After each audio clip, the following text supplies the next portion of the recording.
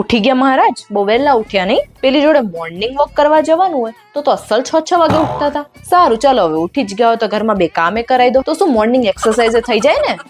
જો પેલીનો ફોન આવ્યો એટલે કેવો એક જ વારમાં ઉપાડી લીધો. નકર આપણે તો ફોન કરીને મરી જાય ને, પણ હરામ જો આપણો ફોન ઉપાડે તો. લાય મને આપ. ના, નહીં ખાધું તારા બાબુએ, કેમ કે તારા બાબુને ને ખીચડી નહીં ભાવતી. એક કામ કર, ઝોમેટો માંથી ઓર્ડર કરી દે. અને હા, અમારા બધાનું કરી જ દે છે, તો શું મારે બનાવવાની ઉપાધિ તો નહીં. અને આ શું, તારા પેન્ટના ખીચામાંથી 2 મૂવીની ટિકિટો મળી? બસ પેલીને લઈને જઈ આવ્યો હશે મૂવી જોવા. કોઈ દેવું થાય હે કે માને લઈને જવું? પહેલા તો તું આવ નતો બટા, હવે થઈ ગયો. લે, તું આજે મારા માટે ચોકલેટ લાયો? કેમ પેલી જોડે બ્રેકઅપ થઈ ગયું કે શું? ન કરતો મેરે બાબુને ખાના ખાયા, સોયા, હગા, એ જ ચાલતું હોય તમારું તો.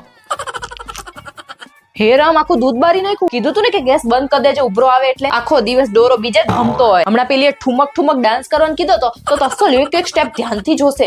આ શું બનાવ્યું એટલે ખીચડી દેખાતી નથી? રોજ કે ભજીયા નહીં મળે અહીંયા? એ બધું તમારા બાબુને કહેવાનું. રોજે પૂછે જ છે ને મેરે બાબુને થાના થાયા, તો તમારા બાબુને જ કહેજો ખવડાવી દે.